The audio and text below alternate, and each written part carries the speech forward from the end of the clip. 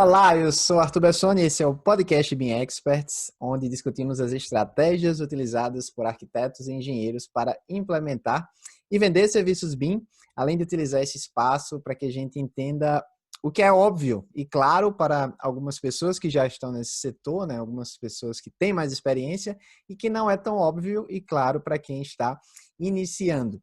Então, hoje nós temos aqui uma profissional conosco que já está há algum tempo por aqui, né, nesse mundo aqui, BIM Experts, e eu estou falando da Mariana Macedo.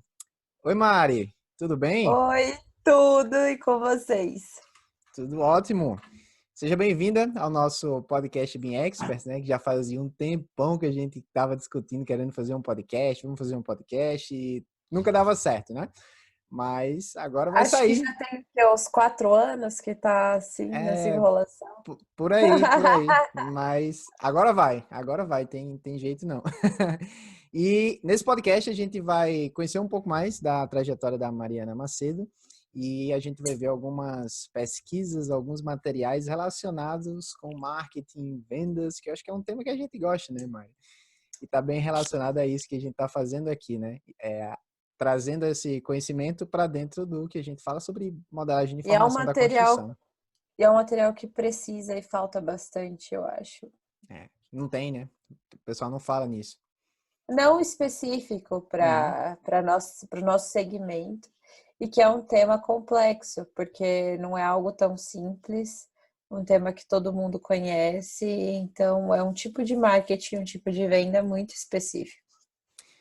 Isso aí. Então, antes de falar disso, vamos conhecer um pouquinho mais a Mariana Macedo, né? Eu já conheço, mas eu quero apresentar aí para os nossos ouvintes.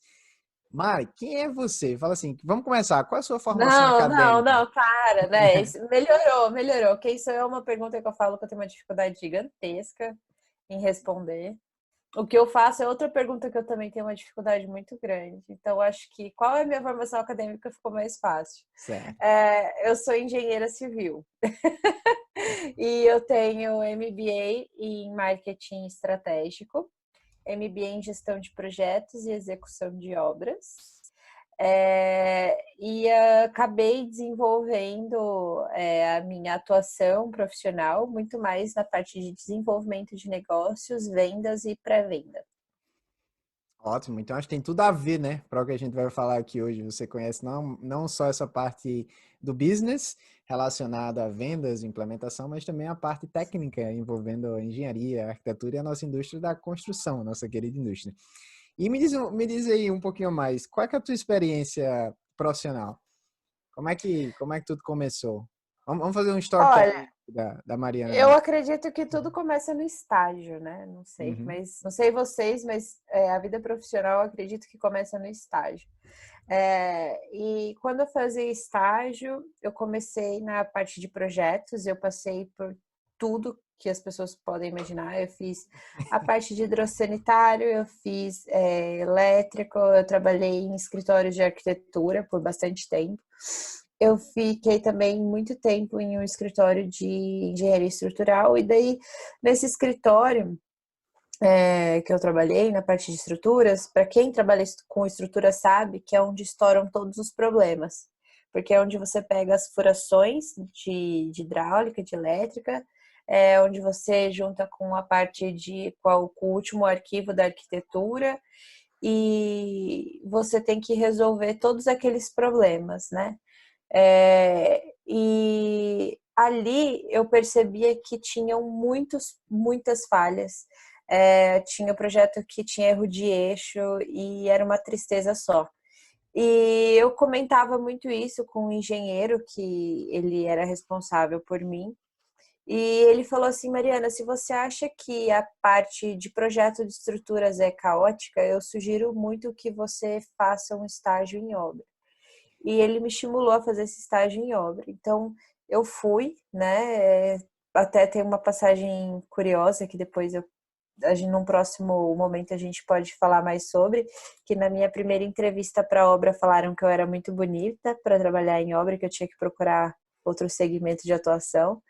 Mas na segunda entrevista, numa outra empresa, eu consegui então começar a trabalhar nessa área. E era uma empresa muito grande, que trabalha com Minha Casa Minha Vida. Quando eu cheguei no canteiro, eu queria chorar, sabe? Porque eu fiz muito projeto na parte de alvenaria estrutural. E quando eu cheguei no canteiro, eu pensei, nossa, eu passava tanto tempo paginando, pensando em todos os erros, compatibilizando todos os projetos, pensando em todas as furações para chegar na obra e ver os pedreiros quebrando bloco de alvenaria estrutural e jogando grout, qualquer grout por cima, porque grout é bom, sabe? E é barato Então, também, né? não, era uma coisa surreal. Eu nunca imaginei que era assim, sabe? E quando eu me deparei com essa cena, eu falei assim, putz, e na época eu tava fazendo meu TCC em sustentabilidade, sabe? Porque eu achava que sustentabilidade ia salvar o mundo. E daí, a hora que eu vi aquilo, assim, eu falei assim, meu Deus, se eu pensar num selo de sustentabilidade nesse caos, eu vou só colocar mais uma camada de complexidade num lugar que não tá nem dando conta do básico, sabe? Tem que ter alguma outra alternativa, tem que ter um jeito de fazer melhor e tal. E daí eu já trabalhei, já mexia com ferramentas BIM, só que daí eu falei assim, gente, tem que ser isso, só que tem que ser isso para valer, sabe? E daí que eu comecei a minha jornada de maneira muito mais envolvente com o BIM, porque antes eu dava aula em ATC, fazia uma coisa ali e aqui, mas eu achava que era normal, sabe? Era uma coisa do dia a dia, era uma coisa que era uma ferramenta, sabe? E daí depois que eu fui enxergar realmente vivendo canteiro, que era o único jeito da gente caminhar. Eu me formei e quando eu me formei o cenário era de crise, não tinha emprego, todas as construtoras estavam finalizando os projetos e não tinha contratação. Na verdade, estava tendo uma demissão em massa dos engenheiros e eu ali, né? Eu vou competir com uma pessoa que tem 5 anos de mercado, 7 anos de mercado, pós-graduação, e eu tô saindo agora, sem experiência nenhuma, não tenho perspectiva, pelo menos era o que eu enxergava a princípio. E eu fiquei, assim, bem chateada, porque não é a expectativa que você tem. Fiquei procurando uma forma de eu atuar, e principalmente com essa concepção que eu tinha de que tinha que ser alguma coisa diferente do que já estava sendo feito. E o que me apareceu foi para fazer orçamento. E eu falei assim, nossa, ainda não é isso que eu quero, sabe? Orçamento é uma área legal, tal, eu vou ter essa oportunidade de trabalhar com o processo da maneira como eu imagino, mas não é o que eu quero. E eu não achava eu não achava isso que eu estava procurando, até que um dia pelo LinkedIn, um CEO da Suécia me mandou uma mensagem e perguntando como é que estava o cenário de BIM no país e tudo mais. E no primeiro momento, assim, eu até pensei que era scam, né? Eu achei que era golpe, eu pensei que podia ser um nigeriano, né, Arthur? Se E você me perguntasse, eu ia mandar vocês correr, sair fora, né? Para quem não sabe, já aconteceu comigo, né? Um esquema aí, quase que eu ia para Londres ser preso lá. Mas enfim, isso a gente deixa para outro papo. Mas não foi esquema, né, Mário? Foi verdade. Mas calma aí. não, não Calma foi. aí, você tá muito na frente. Eu quero voltar só um pouquinho atrás, tá? Você se formou, você tava naquele nimbo ali que a gente fica meio que se procurando, né? Batendo as perninhas que nem um pato, né? Por cima Aham. tá bem de boa, mas por baixo você tá ali batendo as pernas, procurando alguma coisa, e aí do nada, eu acho que nada é do nada, né? Acho que nada acontece assim magicamente. Um CEO te encontrou, mas calma, para ele te encontrar, o que é que você estava fazendo antes? Você já fazia um social selling por ali no LinkedIn? Como é que Então, funcionou isso? acho que eu tenho meu LinkedIn desde 2013, se eu não me engano. Desde 2013 eu tenho LinkedIn. E desde aquela época, eu sempre procurei me aperfeiçoar bastante, né? Então, assim, na faculdade, durante a faculdade, eu não fiquei só com o curso padrão e nem com os cursos que eram oferecidos na faculdade. Então, para quem não sabe, eu sou do interior do Paraná. Eu sempre ia para São Paulo fazer cursos. Então, durante a faculdade, eu já me tornei Lead Green Associate. Eu já fiz vários cursos de aprimoramento, enfim. E antes da faculdade eu já falava 3 línguas, né? Então eu falava já inglês, francês e espanhol. Então, tudo isso são coisas que somam, 4, né? né? Tem um Ah, português também, né? não, mas língua nativa não conta. Ah, não conta. É trapaça daí, contar Sim, língua tá. nativa. Beleza, então eu vou considerar 4. Então eu já falava 4 línguas. E só, Mário, só para dar uma definição, para quem não sabe, tipo, o que é social selling? Porque assim, você estava fazendo esses cursos e tal, mas ao mesmo tempo você não estava fazendo e não estava falando nada. Eu acho que você estava fazendo alguma discussão ali no LinkedIn. Eu tô certo nisso? Ou você já estava Não, envolvida ou não? na época ainda não. Na época eu Uhum. só tinha o LinkedIn, porque eu lembro porque o LinkedIn, eu não lembro exatamente o ano que ele surgiu, tá? Uhum. E daí, o que aconteceu? Nessa época que eu comecei com o meu LinkedIn, o que aconteceu foi que, assim, todo mundo falava assim, o LinkedIn, essa ferramenta é muito boa, não sei o que, tal, tal, tal. Se você... Isso tudo em sites não brasileiros, né? Sites estrangeiros. E eles falavam, você tem que ter o LinkedIn, porque o LinkedIn é mais interessante do que o currículo e tal, tal, tal. E depois eu falei, pô, é mais importante que currículo, eu tenho que ter esse negócio aí. Eu nem Uhum. sabia direito o que é, sabe? Sabe que nem o Facebook? Quando o Facebook era em 2009, assim? Que ninguém sabia o que era, mas todo mundo ia... Você ia fazendo o Facebook, daí você fazia umas coisas meio nada a ver, tipo, jogar joguinho... Daí você postava umas frases nada a ver no status. Então, meu LinkedIn era mais ou menos assim. Eu fiz porque falavam que era importante, porque era o Facebook profissional e tal, mas eu não sabia muito bem. Então, assim, eu só atualizava meu currículo ali. Não chegava a ser um social selling, de fato. Certo. Tá. Então, 2003, tá? O LinkedIn surgiu em 2003, ou seja, você já começou 10 anos após o surgimento ali do LinkedIn, né? Então, pois é, você viu? E assim, ainda não era uma coisa que era muito popular assim no Brasil, sabe? Eu vejo que a popularidade do LinkedIn veio ali em 2016. Não sei se a popularidade veio de fato em 2016 ou se eu comecei a enxergar como Uhum. uma ferramenta de trabalho, mas eu acho que o boom dele foi bem depois. Eu acho que ainda tá crescendo, né? Porque tem muita gente que ainda não tem LinkedIn, né? Até no curso a gente tem uma atividade do LinkedIn e o pessoal, não conhecia, tal. Às vezes tem muita gente que ainda não usa o LinkedIn. Sim, exatamente. Então, o que acontece é o seguinte, você perguntou o que é o social Social selling, selling, né? assim. E então, o social selling, na verdade, a tradução literal é o quê? Venda social.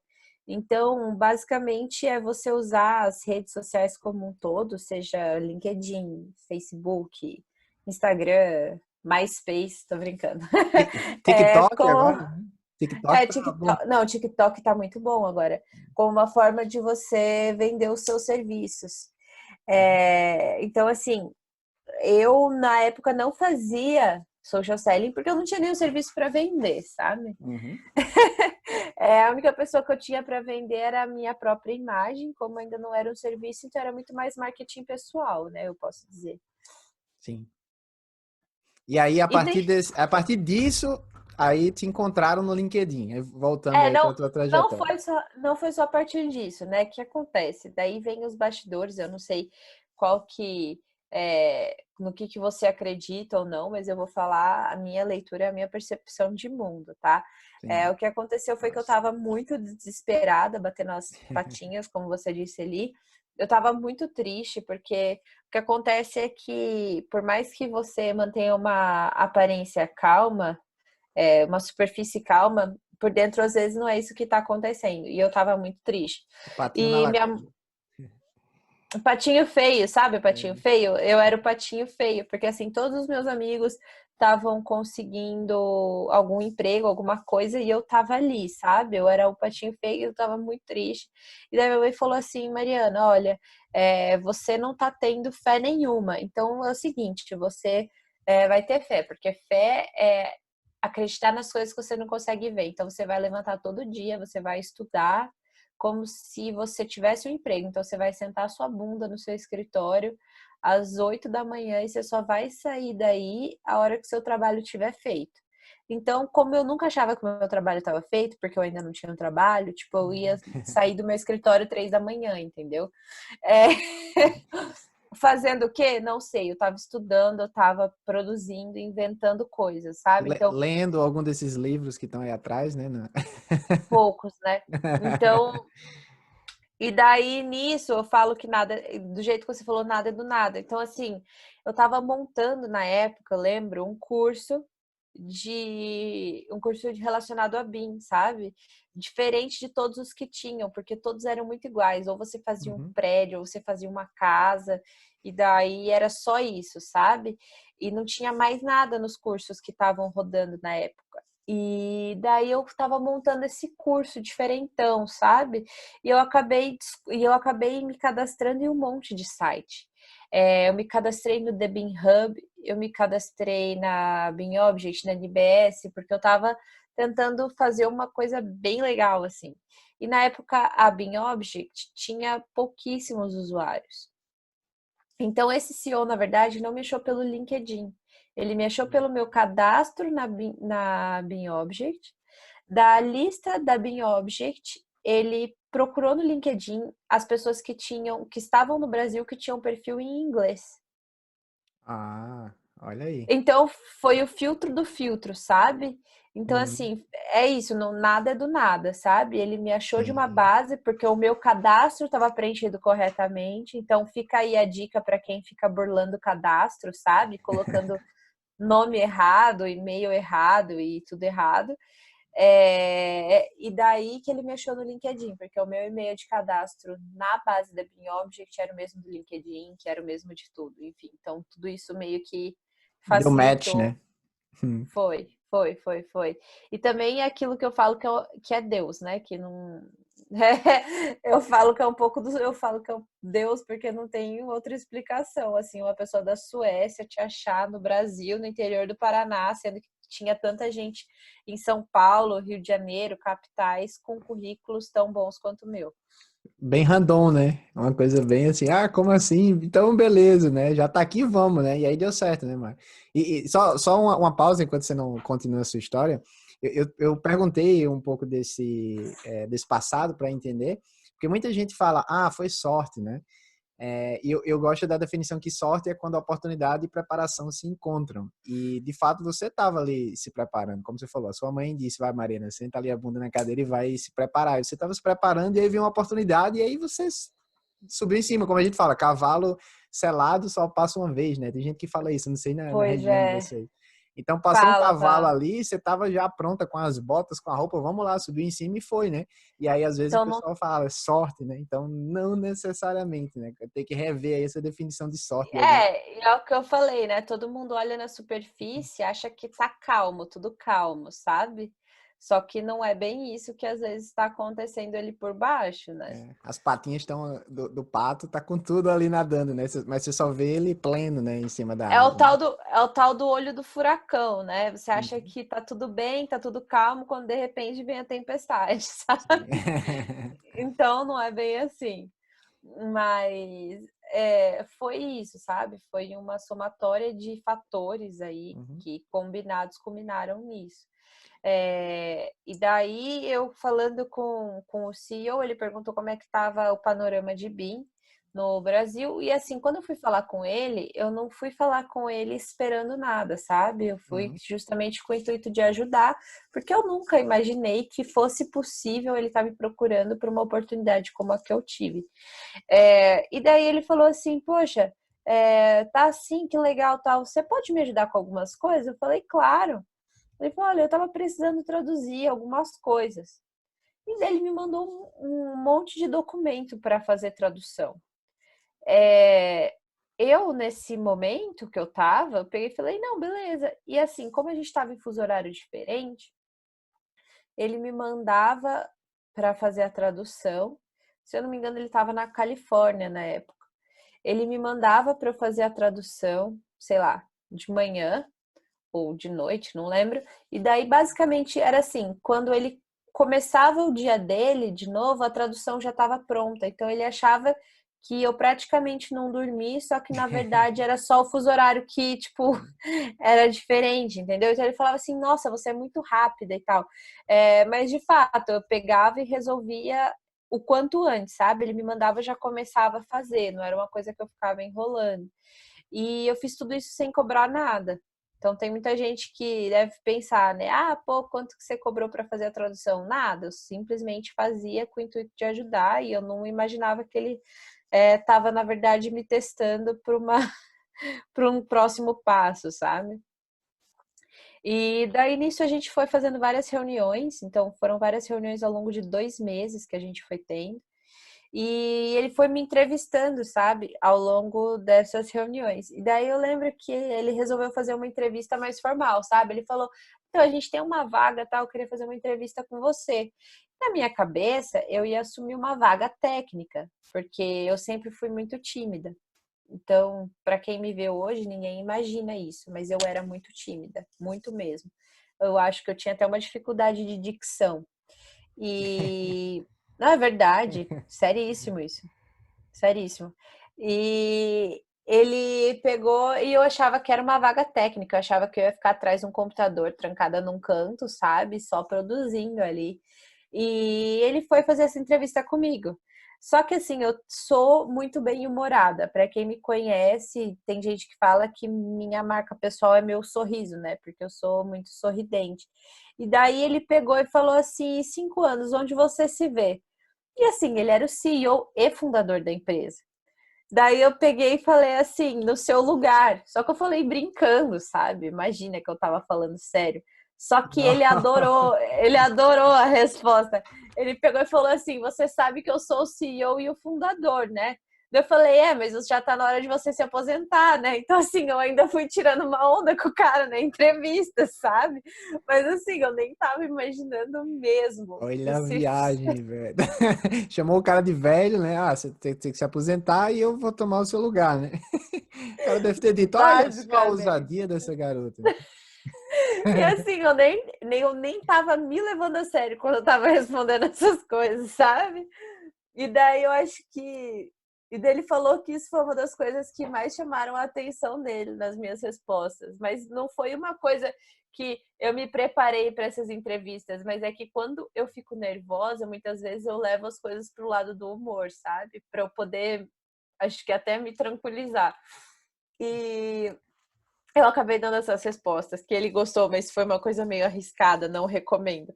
Sim. É, e. Façam o que eu digo, não façam o que eu faço, tá, galera? É aprendizados com a Mariana Macedo, né? É, Não falem isso na entrevista de emprego, não, que, não, o- que, não o, faça isso. que o cara está para se aposentar, já está velho, gaga, e que você vai Não, e tomar o lugar dele. ele nem tava velho, entendeu? Daí ele pegou e perguntou assim: ah, você pode ir pra Espanha? Gente, imagina, na época eu tava ferrada de grana, não tinha nada, eu tava 6 meses sem trabalhar. O Arthur sabe que eu adoro comprar sapato, então Então eu virei pro meu pai e falei assim: pai, o negócio é o seguinte. Porque nessa hora você tem que procurar patrocínios. Pai, o negócio é o seguinte: me fizeram uma oferta de emprego assim, assim, assim, a empresa é assim, assim, assado, e eu tenho que ir para a Espanha. Daí meu pai falou assim: Mariana, você tem certeza que essa empresa existe mesmo? Foi a primeira pergunta que meu pai fez. Eu falei: não, pai, existe, eu sou cadastrada e tal, não sei o quê. Daí ele falou assim: não, mas você tem certeza que esse cara é o CEO dessa empresa mesmo? Você tem certeza que não é golpe e tal? Eu falei: não, tenho certeza. Ele falou: então tá, então vamos, né? Daí meu pai me permitiu ir para a Espanha, né? Me patrocinou e acabou que deu tudo. Daí eu cheguei lá. De novo, eu ainda não sabia que não era para um cargo técnico. Para mim, eu ainda achava que eu ia ficar atrás de um computador. E eu cheguei lá na Espanha e tal, para fazer a reunião, para descobrir o que finalmente eu ia fazer. E daí eles pegaram e falaram assim: olha, tá vendo o Brasil? Eu falei, tô. Ele falou, então, é seu. Tipo, tá vendo o Brasil? Tô, é seu. Esse aqui é o número que você tem que atingir. E daí eu fiquei parada, estática, assim, esperando alguém falar, é brincadeira, ou É, esperando. pegadinha Ou do esper... malandro, né? O Serginho sair atrás da porta e dizer, pode voltar pro É, Brasil. ou esperando eu acordar desse sonho, ou alguém falar assim, ó, e esse aqui vai ser seu diretor, sabe? Tipo, para Uhum. você ter uma terceirização de responsabilidade, não ser só sua. E daí eles falaram assim, esse aqui é o número. Na hora que isso aconteceu, eu fiquei tão assustada que eu não tive nem a reação de perguntar como. Eu simplesmente concordei. Eu falei, tá. Então, peraí, só recapitulando aqui para quem não entendeu, certo? Você chamou o cara de velho, que ia ficar no lugar dele, ele te chamou para a Espanha, chegou na Espanha, ele falou, olha, é o seguinte, o Brasil inteiro está sob a sua responsabilidade, você vai tomar conta da Beam Object no Brasil. Então, você e a sua equipe de 0 pessoas, só você mesmo, eram Meu responsáveis por bater, cachorro e seu e minha cachorro, mãe. você, seu cachorro e sua mãe eram responsáveis por bater as metas da Beam Object no Brasil inteiro, num país pequeno, assim, né? Eu acho Um que ele achava. país pequeno. Ele já tinha vindo no Brasil, acho que ele achou que era tipo a Espanha, né? Ah, ó, você vai pegar a Espanha aqui de boa. Não, é Brasil, cara, é quase a Europa inteira, assim. Então, tipo, ficou o Brasil inteiro nas tuas mãos, foi isso. Foi isso. Foi isso. E na hora eu fiquei sem reação, eu aceitei. Por dentro eu tava quase surtando, né? Não tinha nem como fazer piada. Eu fiquei parada assim, ok. E agora? Eu nunca tinha vendido nada. Não, assim, mentira, eu já tinha vendido. Eu tenho um histórico de venda, mas depois eu conto isso. Só que eu descobri isso depois, tá?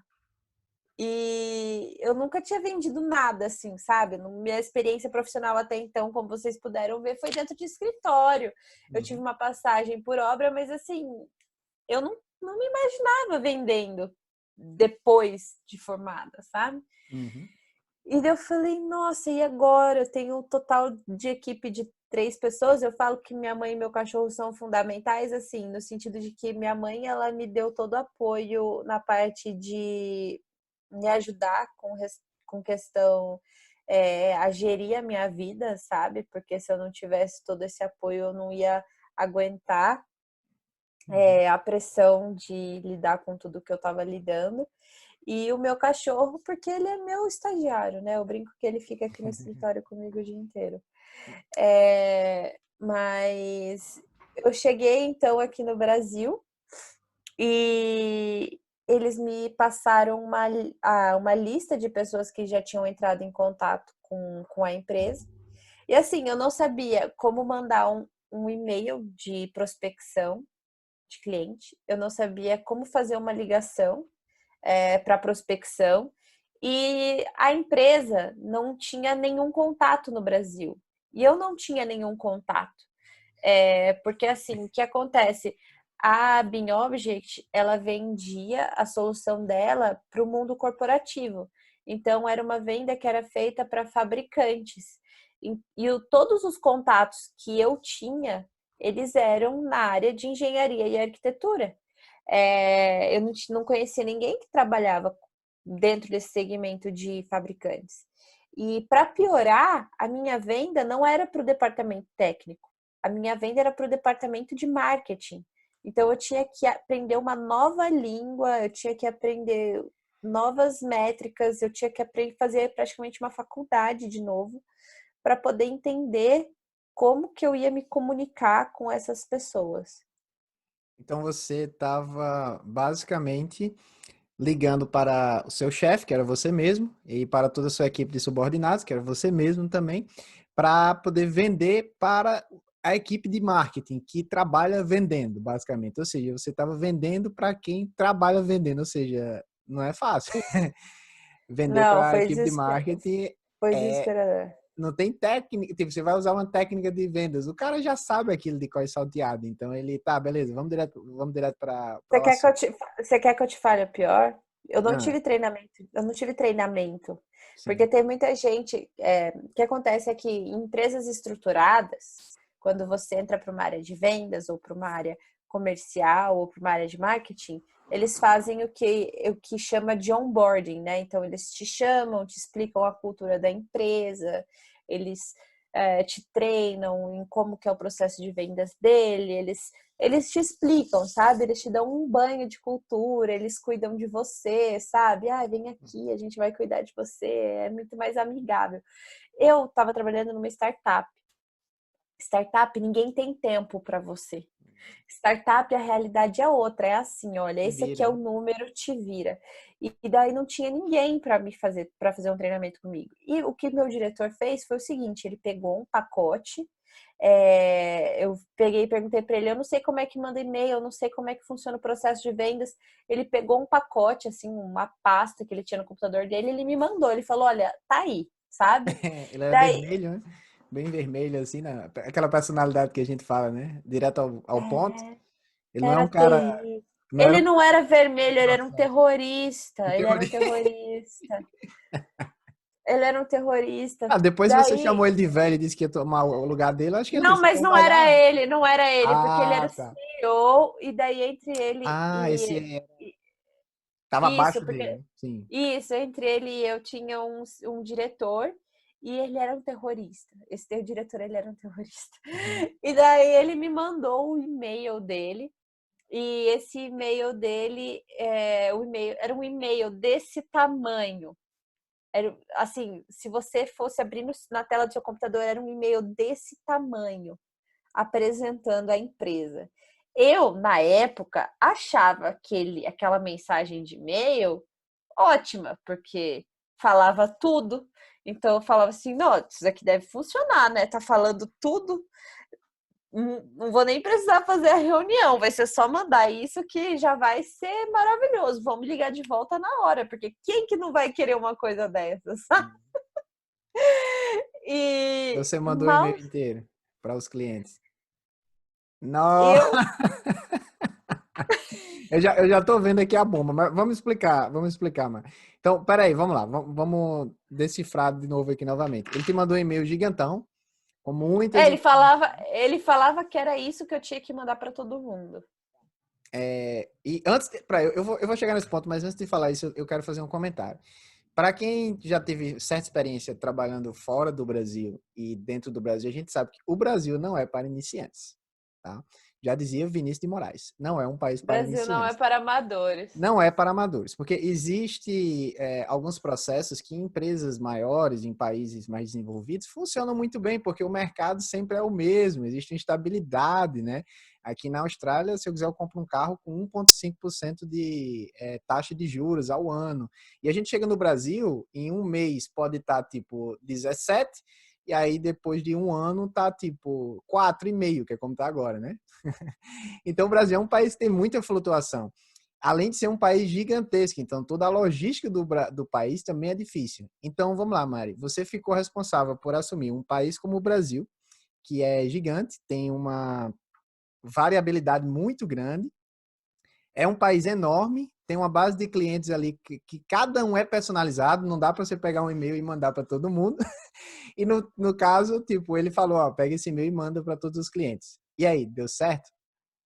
Então, primeiro que eu fiquei já um pouco, assim, vou contar o meu lado, né? A hora que ele me mandou esse e-mail, eu mandei, porque eu pensava, não tem como não dar certo. Daí Uhum. depois que eu mandei 3 e-mails, eu não cheguei a errar tanto. Eu mandei 3 e-mails. Eu falei, gente, isso aqui não vai funcionar. Daí eu peguei e comecei a tentar mudar, sabe? Daí eu falava assim, vou tirar essa parte aqui. Daí ainda não melhorava muito. Vou tirar essa parte aqui também. E daí eu fui tirando, sabe? Daí eu falei assim, nossa, não vai dar certo, eu não ia ler isso. Se fosse eu no lugar dessa pessoa, não ia ler isso. Então é lógico que não estava dando certo, estava sendo muito frustrante para mim. Esse negócio de mandar e-mail, o que a gente chama de cold email, né? Que é você mandar e-mail para qualquer um, porque esse e-mail ia para qualquer um praticamente, né? Não ia para uma pessoa certa. Só para quem não conhece, cold e-mail, no caso, porque é um e-mail frio, né? Tipo, você não tem nenhum relacionamento, não tem nenhum aquecimento, então você envia de forma muito fria, não é isso? É como se, por exemplo, você estivesse procurando alguém dentro da Odebrecht. Uhum. E tem vários e-mails lá, odebrecht.com.br. Você pega e, sei lá, você conhece o Márcio. Você nem conhece o Márcio, você ouviu falar que tem um Márcio dentro da empresa. Ou então você chuta que existe um Márcio dentro da empresa. Às vezes eu fazia isso, de verdade. Às vezes, tipo, eu sabia que. Às vezes eu sabia assim, tipo, que a empresa chamava, o final da empresa era odebrecht.com.br. E eu sei que eu descobri que o padrão de e-mail da Odebrecht era assim, o nome, ponto, sobrenome. Tipo, eu nem sabia o que a pessoa fazia direito. Eu pegava e colocava esse nome, sabe? Via a Uhum. pessoa numa reportagem, nem sabia o que ela fazia direito e colocava lá, Márcio Meranca, supondo. E daí eu mandava um e-mail para o Márcio Meranca, que eu não conhecia, eu não sabia o que ele fazia, mas eu queria que ele me indicasse para alguém lá dentro. Então eu chutava o e-mail e colocava lá, sabe? Então cold e-mail é isso. Você nem sabe quem é a pessoa, o que ela faz. Você manda um e-mail rezando a Deus para que ela possa te ajudar, sabe? E às vezes acontecia isso. Eu já fiz isso, desculpa. Acontece, né? Tá? É parte do processo. Então, e daí eu descobri que esse tipo de cold e-mail não funcionava, esse tipo de prospecção não rolava. Daí eu peguei e falei, então eu preciso bolar um jeito novo de abordar cliente. Daí eu fui para o cold calling, que é você ligar na empresa sem conhecer ninguém e fazer essencialmente a mesma coisa. Não preciso dizer que não foi diferente, porque o cold calling é o e-mail, você tem um script essencialmente igual, onde você apresenta você, o que você faz e o que você quer, e daí você vai tentar a mesma coisa. Meu estagiário está batendo na porta, só um minutinho. Então, só enquanto a Mari não vem, é interessante essa questão de vendas, porque existem várias estratégias diferentes, né? Dependendo do relacionamento que você tem com o cliente, dependendo da forma do seu produto, o que é que você está vendendo. E nesse caso da Mari, como ela estava assumindo o país inteiro, digamos assim, na Object, e tinha uma meta para bater, né, Mari? Então você tinha que Tinha. utilizar-se de cold calling, cold email, que é exatamente esse tiro, digamos assim, sem muito relacionamento, sem conhecer muito bem, né? É porque o que acontecia? A parte deles de marketing, que era justamente quem fazia a captação de pessoas que podiam estar potencialmente interessadas em colocar objetos dentro da BinObject, não tinha ninguém, nenhum fabricante procurava BinObject. Quem Uhum. procurava BinObject para isso eram usuários solicitando, entendeu? Marcas ou então consultores sugerindo que eles podiam ser parceiros, mas não tinha nenhum fabricante procurando a BinObject para fazer essa disponibilização. Porque, para vocês terem uma noção, na época, a BinObject tinha, sei lá, 100 mil usuários no mundo. E no Brasil, esse número era ainda menor, se eu não me engano, devia estar em torno de 6 mil usuários no Brasil. Usuários, não estou nem falando de. Eu não estou nem falando de base de leads. Então, assim, era muito pouca gente. E as solicitações que a gente recebia não era nenhuma de fabricante. Então, tinha que. Mari, só para contextualizar, para quem não conhece, a BeamObject, ela é uma empresa que ela... Fala um pouco aí sobre a BeamObject. Eu ia falar, mas você trabalhava lá, né? Então você pode falar melhor. De forma A bem simples. O que é que ela A faz? BioObject, ela tem os objetos BIM de fabricantes lá dentro. E você acha que você pode baixar todos esses objetos gratuitos, porque na verdade os seus dados que são comercializados. Então os fabricantes eles vão pagar para ter acesso aos dados de download. Então você foi lá, baixou um objeto, sei lá, da Samsung, supondo. Você baixou uma televisão. Você baixou essa televisão, a Samsung ela está pagando para ter os dados de quem baixa os produtos dela. Então, ela vai ter acesso a um sistema de BI, que a gente fala, né, que é Business Intelligence. E daí, nesse sistema, ela vai conseguir ver todos os arquitetos, todos os engenheiros que baixaram os objetos, de onde são esses arquitetos, de onde são esses engenheiros, onde eles trabalham e por aí vai. Então, nosso objetivo, como quem pagava eram os fabricantes, era justamente trazer mais fabricantes para a base. E eles pagam para ter a família, digamos, bibliotecas de SketchUp, de Revit, de ArchiCAD dentro da plataforma, porque é vantagem para os fabricantes, né? Ter aí os, digamos, os designers, arquitetos, já colocando o produto deles dentro dos projetos que estão sendo desenvolvidos. Então, eles ganham muito com isso, na verdade, né? Os É, próprios fabricantes. o principal ponto de venda, na verdade, é a parte de inteligência, porque eles conseguem saber quais produtos têm mais interesse, além de Uhum. colocar já a especificação dentro do projeto, às vezes fazer teste de mercado mesmo. Então, assim, é bem legal, só que é difícil você apresentar isso para um fabricante que não conhece o mercado. E daí Uhum. outra dificuldade que existe muito grande em fazer esse tipo de venda é o seguinte: muitas vezes a maior porcentagem de venda, de rentabilidade e de negócio dos fabricantes não está na venda para construtoras, arquitetos e engenheiros, e sim na venda direto para o varejo, que é o que eles chamam de PDV. Uhum. Então, sei lá, você às vezes você tem muitas empresas que a maior parte da venda deles, sei lá, 85% da venda deles, 95%, tá em lojas como o Telha Norte, entendeu? Uhum. E, sei lá, 5% a 15% é venda direto para construtora. Então, um fabricante desses, ele vai olhar para o custo da sua solução e para o tamanho do mercado que é esse, e às vezes para ele o que você está oferecendo não tem tanto valor, entendeu? Porque não tem tanto impacto direto no negócio dele. Então, assim, era uma dificuldade. Assim, além de todas essas dificuldades, tinha mais essa ainda. Uhum. O Brasil não é para amadores, né? Mari, deixa eu te fazer uma pergunta, tá?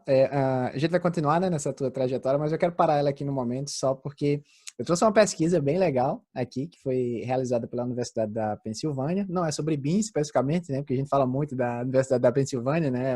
É estadual, sobre o Penn State. E a pergunta que eu quero fazer é o seguinte: você se acha uma pessoa extrovertida, introvertida ou tá no meio termo ali? Eu Olha, vou explicar porque que eu eu, estou fazendo essa pergunta, mas eu só quero. O que é que você acha? Você mesmo. eu acho que eu tô no meio termo.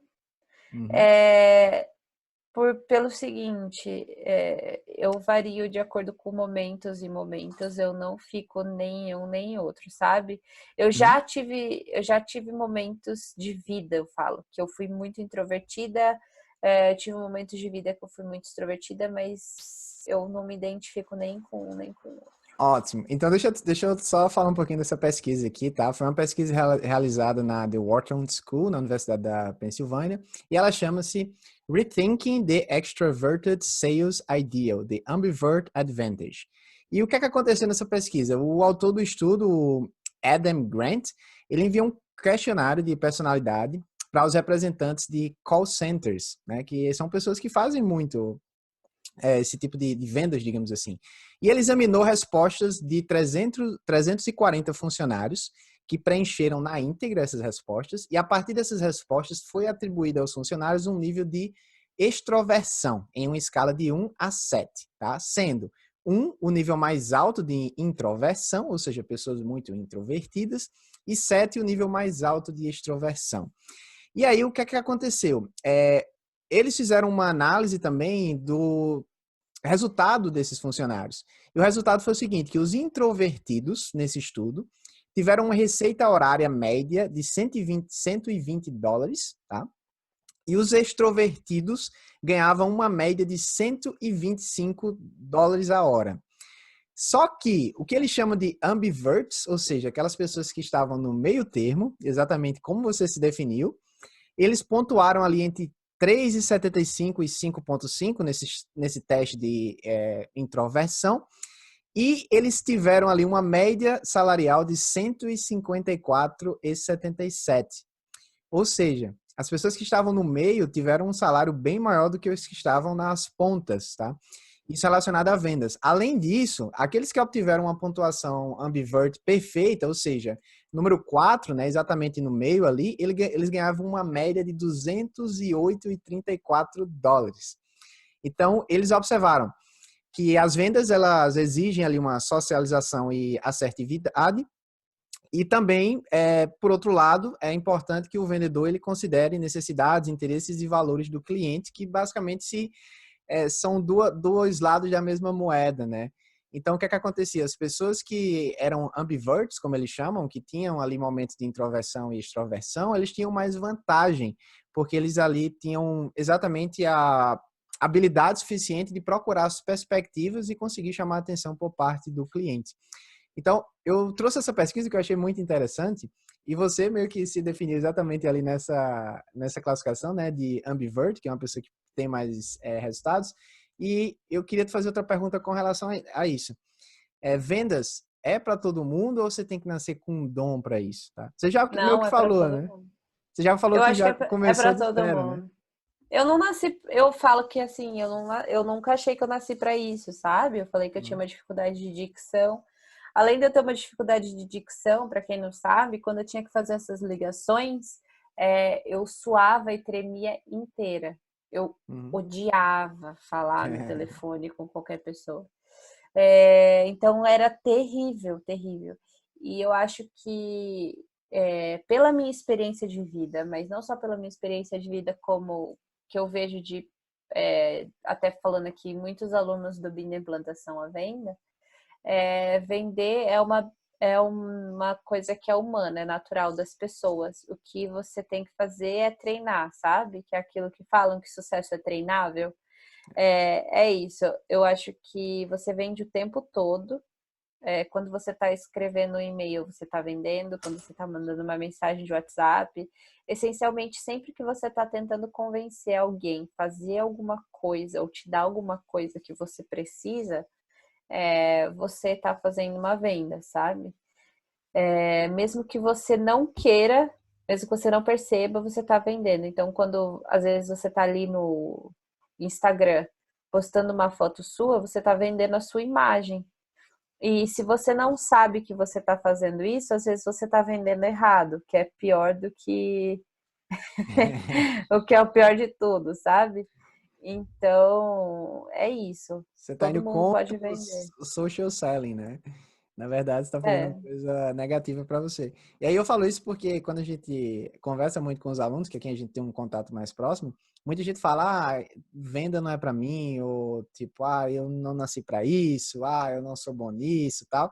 E às vezes é por conta de uma experiência que ele teve no passado e não foi bem sucedido, porque venda, na maioria dos casos, você não é bem sucedido, né? Você tem bem mais nãos do que sim. E às vezes você cria ali uma janela killer, né? Dizendo, isso não é legal para mim porque eu tentei uma vez e não consegui. Eu vejo que às vezes nem é isso, sabe? Hum. Eu vejo que tem muitas pessoas, elas nem chegam ao não para achar que elas não nasceram para isso. Tem gente que nem chega a tentar, sabe? Uhum. É um bloqueio que vem muito antes de concepções que a pessoa tem que são erradas. Então a pessoa achar que vendedor é aquela pessoa que empurra qualquer coisa a qualquer custo, ou então achar que um vendedor ele tem que ficar empurrando, sabe? Ligando, enchendo o saco, Ah, tipo telemarketing, sabe? Aquele pessoal que liga tentando vender uma coisa para você toda semana, cartão de sabe? crédito, né? O senhor tem um limite de tanto, tem um É, novo cartão de é, crédito. Não, cara, eu não quero isso, né? é que nem essa semana me ligaram falando que eu fui contemplada com o dispositivo da Sky e que no final do mês chega a fatura. Eu falei, pô, isso não é ser contemplada com nada, né? Ser contemplada com conta, não quero. Então, assim, as pessoas têm essa visão de vendedor que está totalmente distorcida. E por elas não quererem ter essa associação com esse tipo de profissão, elas acabam se distanciando da venda. Quando, na verdade, um vendedor não é isso, sabe? Sim. Um vendedor bem-sucedido e verdadeiro não é isso. E eu falo que quando você é um vendedor de fato bem-sucedido, você tem um compromisso muito grande com a verdade, sabe? E não é nada disso que as pessoas enxergam. É realmente saber servir. Você tem que saber servir as pessoas. Que é isso que talvez o ambivert tenha a vantagem, porque o ambivert ele vai estar no meio termo, ou seja, a identificação de um extrovertido com uma pessoa que está no meio termo é fácil do mesmo jeito como uma pessoa que é introvertida se identificar com essa pessoa que está no meio termo, né? Por Uhum. você não estar em extremos, a identificação com qualquer tipo de pessoa é muito mais fácil. Então, é isso, sabe? É você conseguir servir bem as pessoas, não tem jeito. E às vezes, eu tinha essa percepção no início também, que vendedor pra mim era aquele carinha da C&A, né? Não sei se você já foi você vai na C&A, no shopping, tá o pessoal logo na porta, assim, cartão C&A, você já tem cartão C&A? Eu ficava na cara, não, eu não quero esse cartão. E eu sempre falava que eu tinha cartão C&A, até que um dia eles perguntaram qual era a cor do meu cartão. Eu disse, nossa, que ousadia, tô querendo saber a cor pra ver se realmente eu tenho, né? Que eu não sabia a cor do cartão. Aí eu dei um de doido e passei direto. Então, esse tipo de venda é um tipo meio que venda, assim, a todo custo, né? Vai lá e, tipo, fecha a meta que você tem. E, na verdade, como você falou, não é o tipo de venda que geralmente traz mais resultados. E eu tenho outra pesquisa até falando sobre isso aqui, mas eu vou deixar ela para já já. E só um comentário, Mário, sobre o que você falou. Você falou uma coisa muito legal sobre, tipo, a venda, de você ter um cuidado sobre o relacionamento, né? E eu assisti um podcast, ouvi, né, um podcast do Jordan Belfort, que foi um vendedor monstro, né? O cara vendeu muito, foi até preso, né? Tem até aquele filme dele que é o... Como é o nome do Vende filme? essa caneta para mim, o Lobo É de Wall o Street. Lobo de Wall Street, exatamente. E nesse podcast ele falava que a venda é como uma obrigação moral. Ele falou assim, imagina você tá numa rua e você vê uma pessoa com sangue saindo pelo nariz dela. Você falaria, né? Dizer, olha, tá saindo sangue e tal. Tipo, é uma obrigação moral você fazer aquilo, desde que seja uma coisa que você acredite que seja benéfico para ambos os lados. Porque não adianta você vender algo que não faça o bem para os dois lados daquilo. Então, eu acho muito interessante essa visão de a venda como uma obrigação moral, quando você acredita muito no produto que você está vendendo.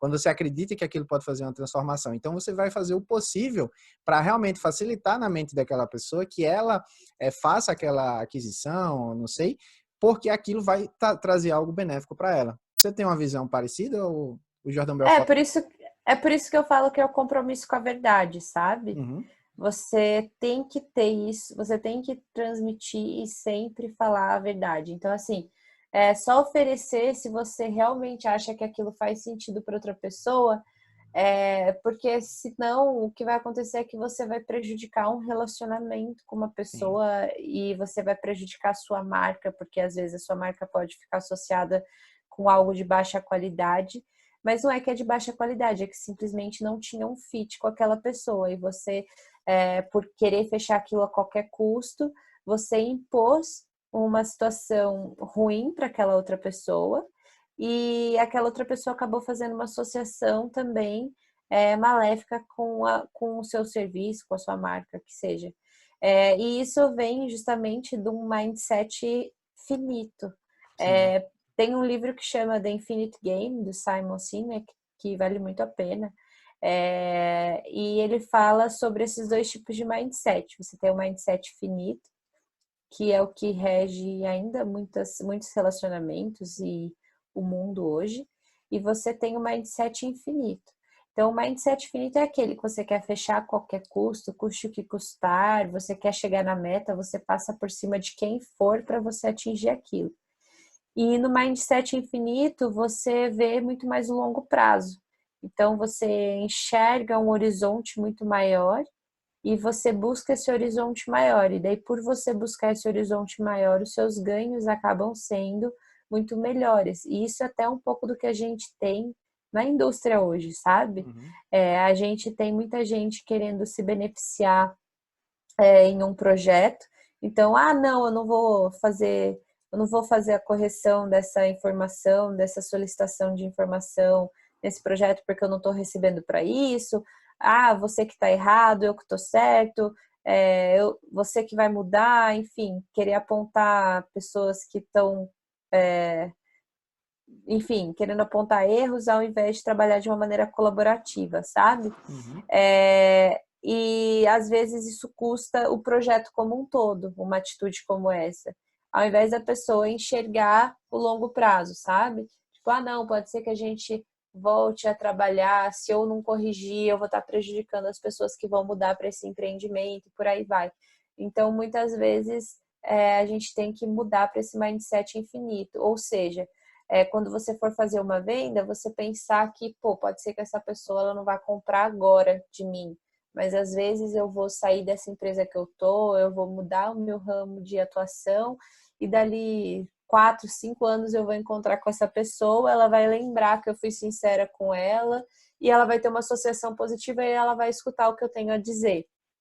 Ao invés dela pensar em você como aquela pessoa sacana que fez ela comprar uma coisa que ela nem ia usar, sabe? Então, é sim uma obrigação moral, eu acredito, e por isso que eu falo que a base de tudo, quando você vai fazer, é a verdade. Até porque se você não trabalhar dessa forma, você pode até vender hoje. Mas depois de mídias sociais, depois de velocidade de informação, é fácil você ser desmascarado, digamos assim, né? Quando você faz alguma coisa errada. Então, não se paga, digamos assim. Você pode ganhar uma venda hoje, mas você perde milhares de vendas para frente. Então, não faz sentido, né? Eu acho que a gente realmente tem que ter sempre essa honestidade e fazer como o Jordan Belfort fala, ter essa obrigação moral de só realmente vender ali algo que seja realmente benéfico para os dois lados. E aí, quando você acredita nisso, você, cara, vai com tudo, né? Por exemplo, na BeObject, você tinha ali dados que você sabia quanto a empresa iria se beneficiar por um valor, assim, digamos, baixo às vezes. Só que às vezes a empresa ela não entende esse benefício. Então você vai usar todos os métodos que for necessário para você tentar mostrar aqueles benefícios e fazer o bem para aquela empresa também. Tô certo? Faz sentido Sem isso? dúvida. Faz, Que total. legal. Então, só voltando ali voltando no tempo agora, de novo, para aquela tua trajetória. Então, você Nossa, começou a trabalhar para a BeObject, né? foi. E eu tava ali ainda na fase de testar ligações. Sim. Acho que a gente precisa de uns 8 podcasts, né? Pra gente fazer, pra gente fazer todo o fluxo de venda, né? Pra gente falar sobre tudo. Foi terrível. Eu É. testei as ligações e eu sofri muito. Foi o momento que eu mais sofri. Uhum, E eu acho que dos maiores sofrimentos são os maiores aprendizados que a gente tem na vida. uhum, E fazendo essas ligações que eu sofria, sabe? Eu pegava, falava assim, não, agora eu tenho que pelo menos acertar com quem que eu vou falar. Que eu vou usar o LinkedIn agora. Daí eu pegava, porque assim, antes eu ligava e eu falava, eu quero falar no departamento de marketing. Tá, daí me colocavam com o estagiário, sabe? Para falar com o estagiário. E daí eu falava assim, não, mas eu queria falar com uma analista, sabe? Para tentar chegar num cargo, sabe? Um pouco melhor, assim, de mais tomada de decisão. E eu nunca conseguia passar, sabe? Que a gente chama. Eu sempre parava ali nos gatekeepers. A gente fala que tem os guardiões do portão, da porta, que são aquelas pessoas que não vão deixar a sua ligação entrar para incomodar um uhum. diretor, sabe? Então eu sempre parava ali, eu falava assim, não, eu tenho que pelo menos, sabe, chegar no nível de gerência, porque o ticket da BeObject, o ticket de venda médio era muito alto. Tá, só, Primeiro que só era para em euros. só uma informação para o pessoal iniciante em venda, quando a gente fala de ticket, a gente está falando do valor ali médio de uma transação, né, de um produto. Por exemplo, o ticket médio de um carro popular, sei lá, 38 mil, não sei quanto é mais, mas assim, só para ter uma ideia, né?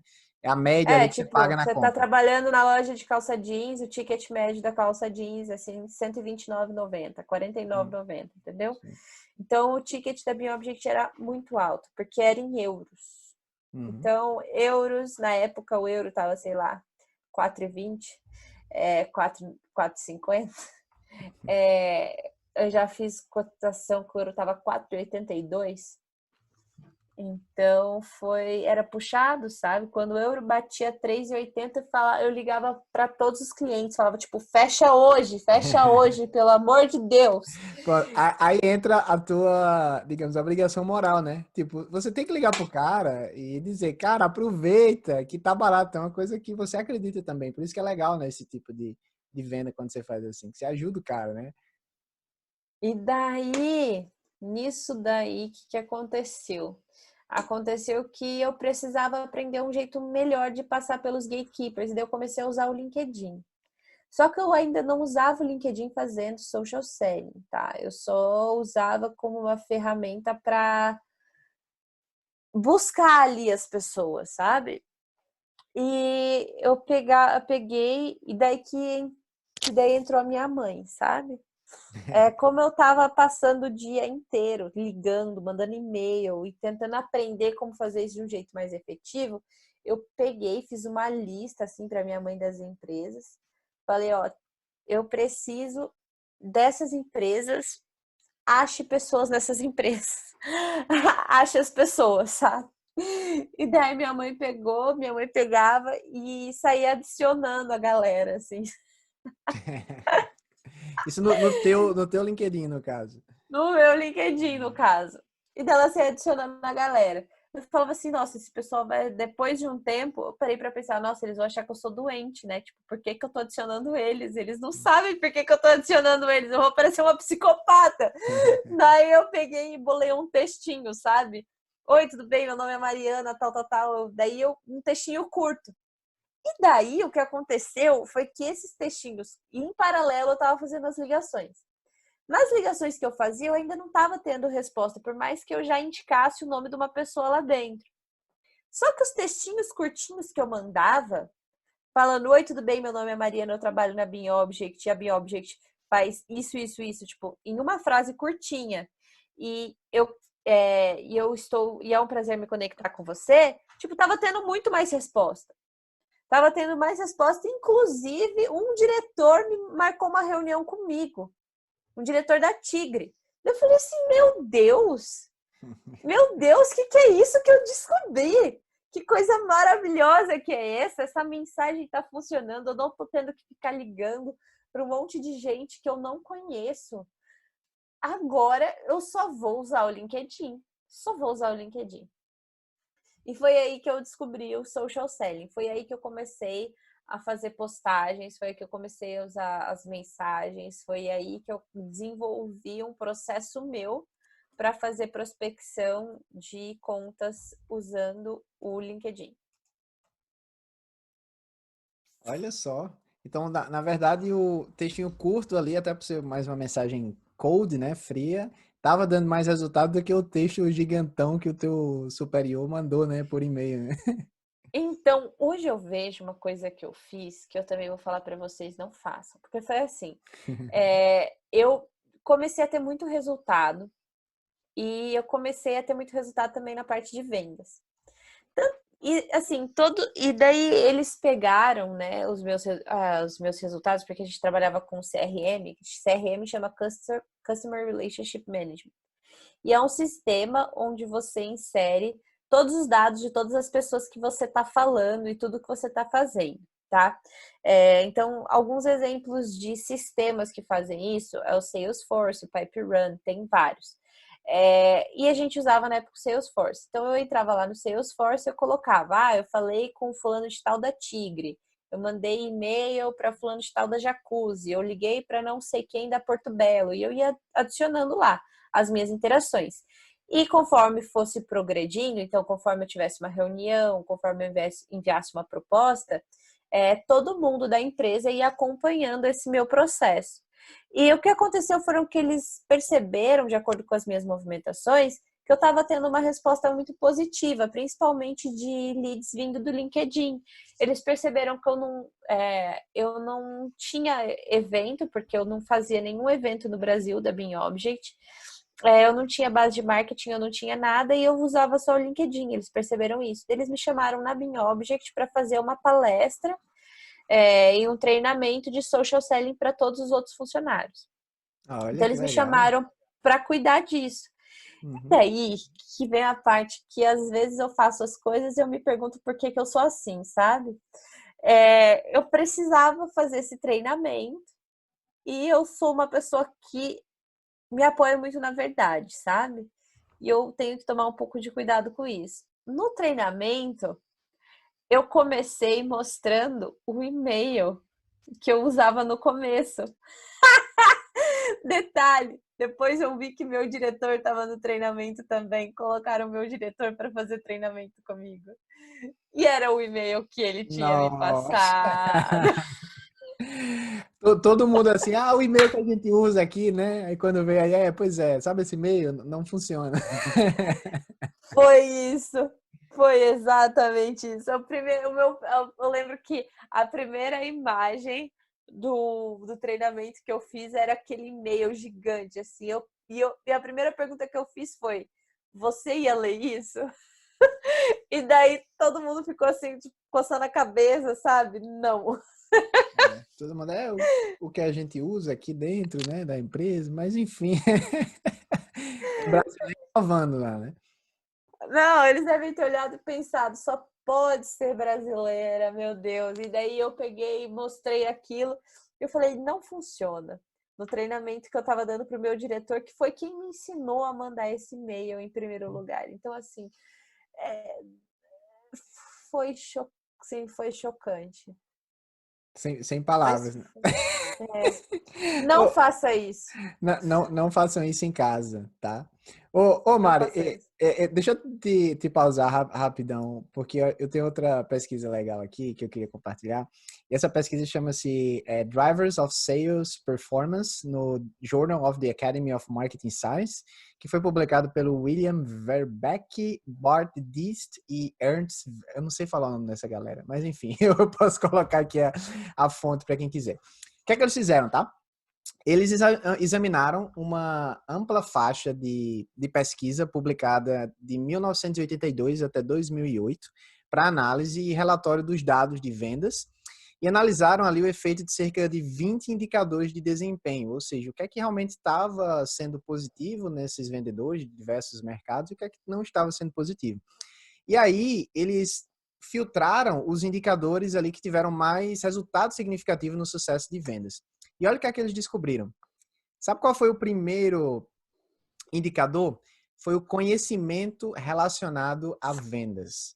Ou seja, de acordo com a análise, tem um conjunto de conhecimento. Eu posso falar o que eu acho que foi o resultado da pesquisa? Na verdade, eu acho que não, eu tenho quase certeza. Tá, fala. Você já viu essa pesquisa? Não, tanto que eu não sei o nome de metade dessas pessoas que estão aí, mas a minha Sim. previsão é a seguinte: que as pessoas que tinham mais treinamento em vendas, elas tiveram menor performance do que aqueles que eram mais iniciantes. Basicamente, de certa forma. Mas deixa eu É? chegar lá. Tem uma Ah! certa relação, certo? Eu acho que teve spoilers aqui. Mas vamos lá. Não teve, não teve, Não prometo. teve. O primeiro item, né, de mais o indicador, né, de mais sucesso foi conhecimento relacionado a vendas. Ele falou o seguinte: ter conhecimento de vendas teve um resultado significativo, tá? Simplesmente é sobre a capacidade de um vendedor de avaliar a situação de vendas e poder facilmente ali fazer uma flexibilidade para adaptar aquela venda específica com as técnicas que ele foi desenvolvendo ao longo da sua trajetória. Que foi bem isso que você falou, né? Tipo, o cara te mandou um negócio gigantesco e aí você, através de várias análises, você foi tendo ali uma certa flexibilidade, entendendo um pouco mais sobre vendas, aprendendo algumas coisas que funcionaram no nosso mercado. E aí você facilmente adaptou. Então, o conhecimento relacionado a vendas específico foi o primeiro fator. O segundo fator foi o grau de adaptabilidade, ou seja, o vendedor faz sempre o mesmo discurso? Não. Os vendedores que eles tinham ali um discurso específico para cada cliente, ou seja, aquela personalização que a gente vê muito no inbound marketing, né? Foi o segundo ponto ali de mais resultados.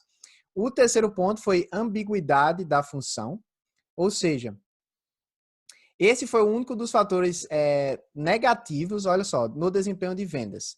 Quando os vendedores não sabem o que devem fazer, eles compreensivelmente têm um desempenho muito pior. Então, foi um dado que ficou em terceiro lugar, dos mais relevantes, só que ele foi relevante para baixo. Ou seja, quando você tem uma ambiguidade da sua função, você tem um resultado muito inferior a quando você tem uma clareza certa do que você tem que fazer. Então, talvez, aí eu quero te perguntar agora, considerando esses três. Quando você Vamos lá. começou, você tinha uma ambiguidade da sua função muito grande, né? Você chegou ali com tudo na tua Muita, mão e você, meu Deus, o que é que eu tenho que fazer aqui? Calma. E, muita. Isso foi negativo para você, como as pesquisas de 1982 a 2008 apontam? Não, Não, foi negativo ter ambiguidade na função? não, Não, não, você. Calma, acho que a gente não se entendeu. não foi negativa a ambiguidade. Foi positivo no teu caso. Foi. Por quê? Acho que por não saber o que fazer, eu tive a possibilidade de testar várias coisas, sabe? Uhum. Testar o que funciona, o que não funciona. Então, assim, eu variei do marketing para vendas e eu pude testar. Eu tive um laboratório, sabe? Um laboratório muito grande para poder ver o que funcionava ou não. Talvez se eu tivesse uma ambiguidade menor, eu teria o que a gente chama de ramp up mais rápido. Porque Faz a gente tem o ramp up, né? Que é o tempo que um vendedor tem para ele conseguir engrenar, sabe? O meu ramp up foi de 6 meses. Talvez meu ramp up teria sido menor, entendeu? Mas eu acho que foi super positiva essa ambiguidade no meu caso. Tanto a nível de aprendizado quanto a nível de resultado. Legal, entendi. Eu tenho até outra pesquisa aqui, eu não vou falar completamente, mas eu só vou fazer o link com isso que você falou, que eu acho que é bem importante. Mas deixa eu só terminar aqui essa lógica, tá? Então, os 5 pontos, que eu falei dos 5, só falei 3, né? O primeiro foi o conhecimento relacionado a vendas, ou seja, quanto mais conhecimento técnico você tem sobre aquilo, melhor. O que prova que vendas pode ser para qualquer pessoa, é algo que você aprende, né? Como a Mariana falou, é algo treinável, foi treinável que você mencionou essa palavra, né? É que você ali treina e você evolui, não é algo que você nasce com isso, não é dom, tá? Tem pessoas que têm uma certa cognição natural para isso, mas é algo que você aprende. O segundo foi esse grau de adaptabilidade, o terceiro foi essa ambiguidade da função, só que nesse caso foi negativo, no da Mari foi positivo. O quarto, Mari, é aptidão cognitiva, ou seja, quão bem o vendedor pode pensar, usar palavras e entender números. E nesse caso, é necessário, mas não foi o fator mais essencial para o sucesso. Mais uma vez provando que esforço, né, tem mais resultado do que dom, né? Algumas pessoas já têm uma aptidão cognitiva boa para vendas, mas isso não é essencial para o sucesso. Ele ajuda, tá? Mas não necessariamente é o fator principal. E por último, o quinto ponto dessa pesquisa que eles encontraram foi o engajamento no trabalho. Então, não é surpreendente que os vendedores que se dedicam ao trabalho com mais paixão pelo negócio, eles têm um desempenho muito melhor. Então, se você é só vendedor, foi contratado para uma função, você não acredita, você não gosta daquilo, você não está engajado, logicamente você não vai ter muito relacionamento e não vai ter ali um resultado final. Então, só revisando, tá? Esses 5 pontos aqui que eles falaram. Número 1, conhecimento relacionado a vendas. 2, grau de adaptabilidade. 3, ambiguidade da função. 4, aptidão cognitiva. E 5, engajamento no trabalho. E agora eu queria chegar nessa parte da outra pesquisa que eu te falei, que foi uma pesquisa feita pela Cox School of Business. E essa pesquisa chama-se The Influence of Goal Orientation of Self-Regulation Tactics on Sales Performance. O que é que eles encontraram? Eu vou falar de forma bem resumida. Eles avaliaram ali os vendedores de distribuidores de suprimentos médicos, tá? E durante uma reunião trimestral, a equipe de vendas preencheu um questionário que perguntou sobre as orientações e objetivos e táticas de autorregulação. Então, os pesquisadores compararam as respostas com o desempenho desses vendedores ao final do trimestre e eles testaram também o desempenho dos vendedores em 3 principais táticas de autorregulação, que foi o estabelecimento de metas, esforço próprio e o planejamento. E olha o que é que eles descobriram, Mário. Surpreendentemente, o foco nas metas de desempenho não estava positivamente relacionado ao desempenho das vendas e autorregulação. No entanto, aqueles que se concentraram nos objetivos de aprendizagem tiveram um desempenho muito melhor. Em outras palavras, aqueles que se dedicaram ao crescimento de seus talentos superaram os que apenas queriam criar grandes números. Parece que é bem similar com o que você fez, né? Então você começou ali na Bean Object, meio que o patinho nadando, né? De, meu Deus, o que é que eu faço? Estou com o país inteiro na minha mão para cuidar, eu tenho que gerar receita. só que, na verdade, talvez, de acordo com essa pesquisa, né? Aí eu vou deixar você fazer seus comentários. Talvez o que tenha feito teu sucesso é exatamente a tua habilidade de desenvolver novas habilidades e buscar ali conseguir esse resultado, e não necessariamente a tua busca por atingir aquele número. Faz sentido isso? No teu caso foi assim? Tu acha? Faz certo sentido, eu não sei. Eu sou uma pessoa que eu sou muito direcionada a resultados também, por isso que para Uhum. mim é difícil definir, sabe? Aham. Mas faz certo sentido, lógico. Eu acho que tudo que você tem como objetivo ser melhor, sabe? Você vai acabar sendo um alto performer. Uhum. Então, sobre esses quesitos, eu acho que vale a pena, sim, se você buscar sempre algo além do que os números, sabe? Porque os números, às vezes, eles te frustram. Sim. Não vai ser sempre que você vai chegar neles. E se eles são seu único objetivo, quando você tem um não cumprimento de meta, pode ser mortal para você, sabe? Então, é muito importante, sempre que você trabalhar em venda, você ter uma métrica além dessa. Ótimo, gostei dos comentários. E Mari, a gente já falou aqui muitos temas, acho que a gente vai ter que fazer mais alguns podcasts para terminar só o script que a gente pensava em fazer, que na verdade você não sabe tudo, eu tava com algumas coisas aqui que eu não te passei. Não, assim, o script que você me passou, eu já pensei, putz, não vai dar tempo. E a gente começou com a pergunta mais difícil, né? Que é quem sou eu, assim, e a gente nem Sim. chegou no que eu tô fazendo hoje. Então, É, eu é, acho. onde, é onde eu queria chegar. Vamos fazer o seguinte: o que é que você acha a gente fazer mais alguns podcasts? E nesses podcasts a gente complementa e a gente trata de outras técnicas. A gente falou de muita coisa legal aqui hoje já. A gente falou de social selling, a gente falou sobre algumas pesquisas relacionadas a esse mindset, né, de vendas. E eu tenho certeza que tem muita coisa mais pra gente falar, né? A gente não chegou a falar de spin selling, a gente não pegou, chegou a Tem, falar e de champ, a gente eu descobri como fazer uma cold call eficiente, que eu code falo que é. coeficiente. Eu descobri que é uma cold, eu chamo de cold call 2.0, sabe? Cold Call 2.0. Podemos falar no próximo episódio? Cold Call 2.0? Ó, já Poder. deixa aí na agenda da galera. Então, vamos fazer um pulo aí só para a parte final. Como é que tá a Mariana Macedo hoje? O que é que a Mariana Macedo faz hoje? Não, não pergunta o que eu faço, gente. Fala o que eu não faço. Tá tão O- difícil. onde é que você está trabalhando? O que é que você vem fazendo Tá, vamos hoje? Onde é que lá. você está ensinando? Vamos ser mais específicos. Então vamos assim. Hoje eu tô na Frasile Ferroni, Uhum. na parte de pré-vendas, tá? Então eu faço classificação de leads e além de fazer a classificação de leads, eu faço uma parte de outbound, na base que a gente já tem. Uhum. Isso eu faço uma parte do meu dia, das 2 às 6.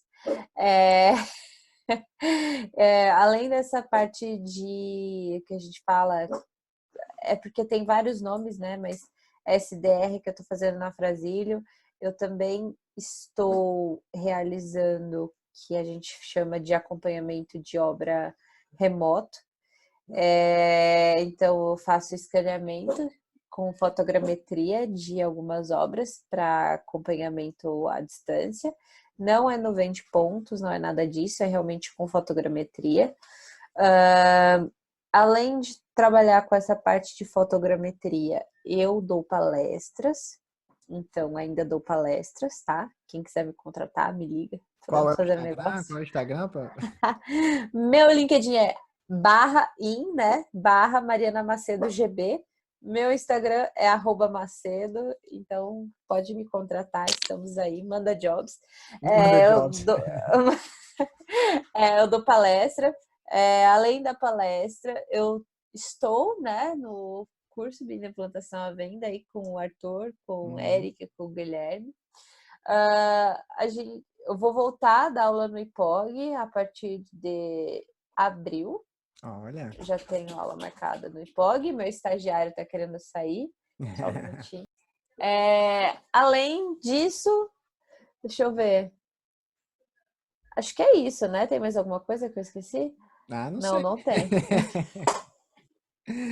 Pois é, Acho que não, acho que... e no BIM da implantação à venda, você está meio que liderando toda essa parte da gente de vendas, né? Exatamente, todos esses módulos que a gente fala, de muita coisa que a gente queria falar aqui hoje, mas o tempo é curto, a gente deixa para outra oportunidade. Compra o curso. Se você quiser falar de tudo, compra o curso. Tô brincando.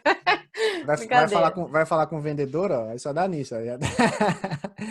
Então, Mário, eu queria só resumir aqui, como eu falei, o objetivo desse nosso podcast é a gente conhecer um pouco melhor esses profissionais e, como eu falei, entender o que é óbvio para você e não é óbvio para as pessoas que estão começando nessa área, pessoas que querem um dia chegarem aí a trabalhar em posições similares. E eu fiz algumas anotações aqui de pontos que eu acho interessante, né?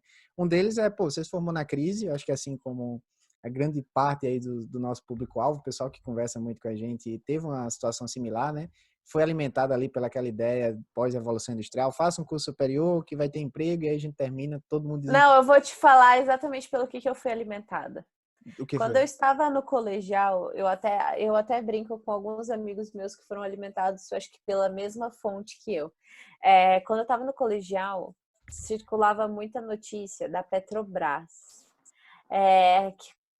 que a Petrobras contratava engenheiro e que o salário mínimo, o salário base, era 15 mil reais. Então a promessa era: faça engenharia civil e se forme ganhando 15 mil reais. É, E eu tive foi uma parecida comigo também, porque era verdade, o pessoal que se formava na Universidade Federal da Paraíba, onde eu me formei, saía direto para Odebrecht, Camargo Correia, e com salário de 13, 14, 15 mil, o pessoal ia para Angola, ia para vários países, né? E aí, cadê o nosso, né? Inclusive, tinha um professor de um colega meu que ele falava o seguinte, olha só a ousadia, ele dizia, não se preocupem, pessoal, vocês estão estudando aqui, vocês vão ter Hilux e casa na praia. Aí tá todos os meus colegas dizendo, pessoal, cadê a Hilux e a casa na praia que o professor prometia, que ninguém encontrou, né? não, assim, terrível. Eu fui alimentada com mentira, sabe?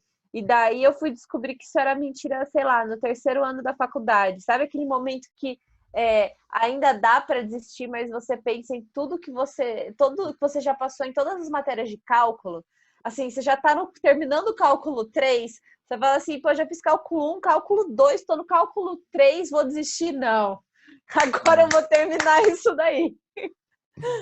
Pois é, cara. Então, enfim, né? Falando dessa questão da crise, muita gente fica colocando a culpa no externo, né? O que a gente chama de locus externo, né? Ah, é por conta da crise, é por conta de tal coisa. E eu acho que você não fez isso. Você mesmo tendo esses problemas externos, que você não podia fazer nada, você continuou trabalhando ali no que você poderia fazer, né? No seu locus interno.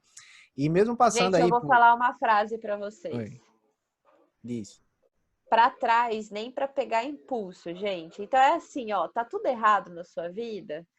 Vamos olhar para frente. Não adianta ficar olhando para trás, para o lado, é a crise, não sei o que, não.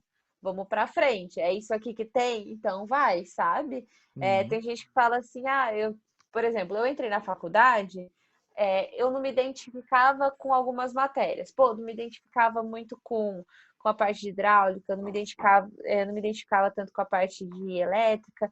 Então, assim, você tem que ir pra frente, vai procurando alguma coisa que você gosta, você vai achar, sabe? O segredo tá na persistência ali, na teimosia. Boa. E isso dá muito match com, tipo, até o que aconteceu com você, né? Você teve um certo também preconceito, muito machismo, digamos assim, no início da tua carreira. E é aquela coisa, se você fosse colocar a culpa nisso e, tipo, ia ficar só reclamando, né? E você fez o quê? Continuou indo pra frente e buscando. Então, acho No que isso início, não, ao longo da ao carreira, longo, gente. né? Ao longo. Mas você mencionou ali no início, então por isso que eu falei isso. E outra coisa que eu identifiquei aqui é o seguinte, né? Independente da situação, você estava sempre gerando valor. Eu sei isso até por conta da minha Expert também, né? A gente já trabalha junto faz um tempo e, tipo, mesmo sem receber muita coisa, a gente continua, né, fazendo publicações, gerando muito valor. E você fez muito isso, principalmente quando você falou o que aconteceu com o CEO da BeamObject, né? Você gerou valor pro cara sem esperar nada em troca e isso acabou trazendo algumas coisas positivas para você. Você foi sempre resolutiva, no caso, um exemplo, as traduções, né? O cara mandava as traduções, no outro dia, pum, tava lá na mão do cara. Então, ser resolutivo e, tipo, gerar valor, acho que são atitudes que a gente pode aprender aí, modelar, né, com base aí na Marina Macedo, para, acho que ter um sucesso também. E eu achei legal, Mário, que você falou que você era tímida, você tinha alguns problemas ali até de cognição, de falar. E isso prova que, cara, vender, trabalhar nesse setor comercial, pode ser para qualquer um. Você só precisa, tipo, aprender, né? Assim como qualquer outra área. Você tem que ir lá, colocar a cara a tapa. É fácil? Eu diria que não, né? Mas eu acho que dá para qualquer pessoa aprender, né, Mário? Tem um trabalho interno muito grande que você precisa fazer, Sim. né? Que foi até uma coisa Pessoal, que né? você falou. Você falou que assim que vender é tomar muito não, sabe? Sim. Eu acho que você tem que fazer um trabalho interno de despersonalização. Quando a Uhum. pessoa fala não, não é não para você, sabe? Não é não para o relacionamento. Então você tem que começar a aprender a despersonalizar a rejeição, sabe? O fato da pessoa não ter aceitado o seu serviço não quer dizer que ela não aceitou manter um relacionamento com você. Pô, às vezes Uhum. o cara é um cara super legal, também tem um match com você, com o seu estilo de vida, nada impede de vocês continuarem conversando, mesmo que ele tenha falado não pro seu serviço, sabe? Tipo, não é porque você levou um não no processo de vendas que você vai ignorar aquele relacionamento. O cara falou não pro seu serviço, mas não deixa de ligar para ele, porque o seu interesse naquele relacionamento era só comercial, era só se ele fosse comprar alguma coisa, era só nesse ponto. Dependendo do nível de relacionamento que você desenvolveu, o cara te indica para outra pessoa e por aí vai, sabe? Então, despersonalizar o não, aprender a levar não, acho que é muito importante, principalmente não levar isso para você, sabe? Tipo, eu sou um fracasso. O cara me odeia, Uhum. sabe? Tenta despersonalizar, pensar, ele estava num dia ruim, não tem nada a ver comigo, desassociar. E isso até é uma pesquisa. Depois eu descobri que isso que eu desenvolvi saiu numa pesquisa. Eles descobriram que as pessoas que elas são elas não são tão otimistas nem tão negativas, elas estão ali no meio termo, elas têm um resultado melhor de vendas porque elas conseguem fazer essa dissociação, sabe? Elas Uhum. conseguem pensar assim, a venda não funcionou porque o cara tava num dia ruim, não tem a ver comigo, sabe? Uhum. Mas ele não é nem tão negativo e nem tão positivo. Então não é que ele pensa assim, não, vai dar certo de qualquer jeito. Não, a pessoa simplesmente despersonaliza ali, sabe? Então, é uma pesquisa super legal que fizeram que comprovou isso que eu já fazia, sabe? Mas é isso, eu acho que é muito trabalho interno venda. Você se descobre a cada dia. Você tem que ter um preparo emocional muito grande, né? Principalmente quando você vai fazer venda direta, né?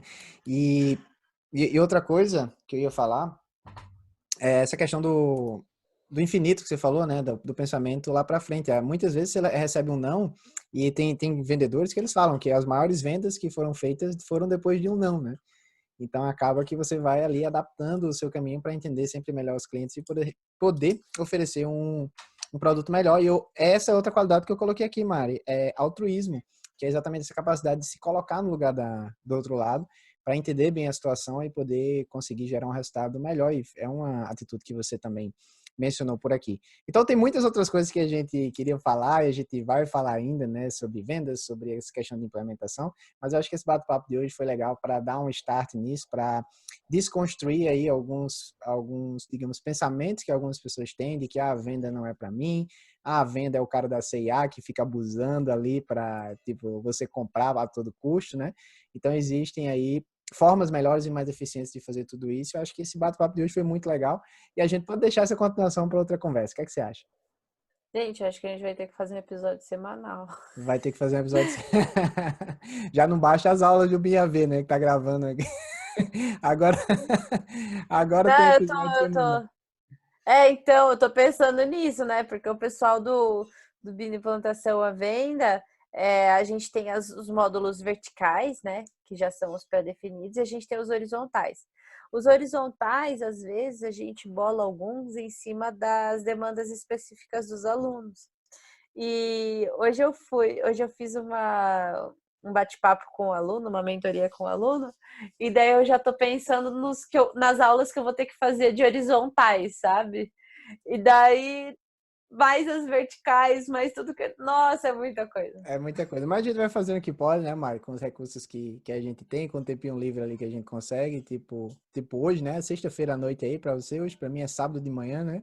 É quando a A gente gente meio que já descobriu consegue. clonagem, já? Não. Se descobrir, a gente vai entrar na fila para botar uns clones aí para fazer mais conteúdo que a gente quer.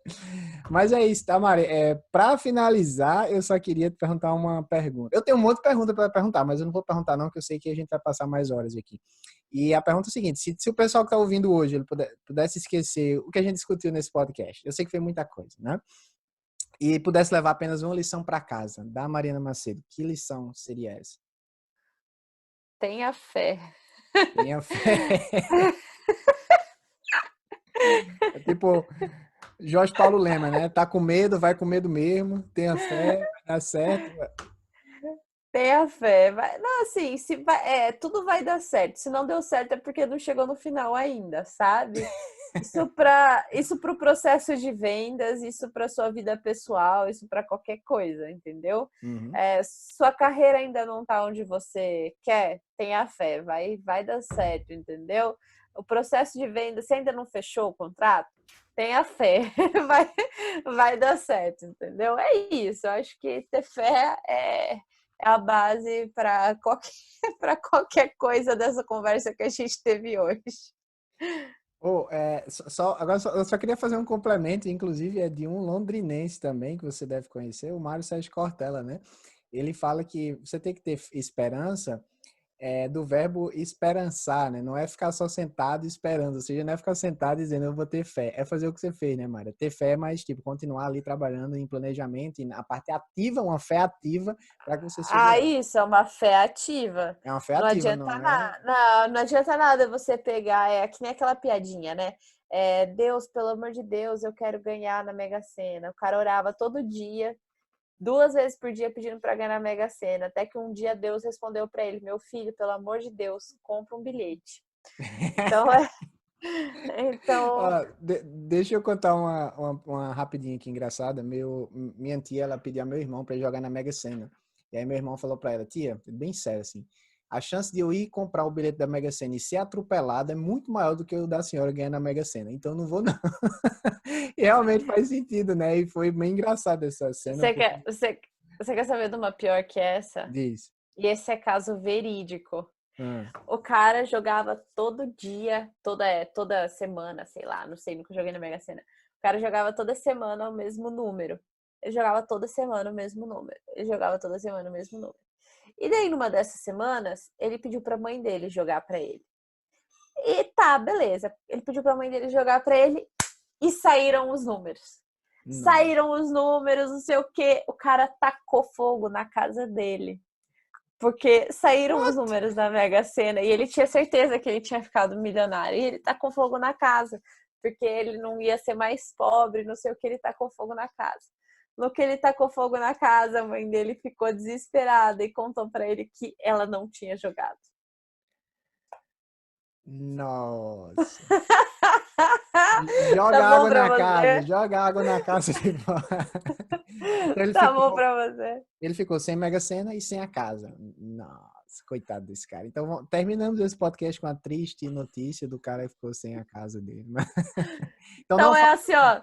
Nunca jogue, nunca taque fogo na sua casa. não taque fogo na sua casa e tenha uma esperança ativa, como fala o Mário Sérgio Cortella, né? Tenha Ou fé melhor, ativa. não é não taque fogo na sua casa. Nunca peça pra alguém fazer algo pra você. Faça você mesmo. Faça você mesmo. A não ser que você esteja com uma carga de trabalho muito grande e não seja uma Mega Sena, né? Então tá, Mário, muito obrigado pela sua participação. A gente vai ter mais outros bate-papos por aqui. E a gente encerra mais um podcast Bean Experts. Quer deixar mais alguma mensagem final? Me adiciona. Adiciona, Mário. Qual é o LinkedIn, Mário? Fala de novo aí. /Mariana Macedo, G de gato, B de bola. E o Insta é @Macedo com H, M-A-H, cedo. Cedo. E para quem não segue ainda, @Bean Experts, né? Segue a gente lá também. Que a gente se vê em próximos episódios. Muito obrigado. Valeu.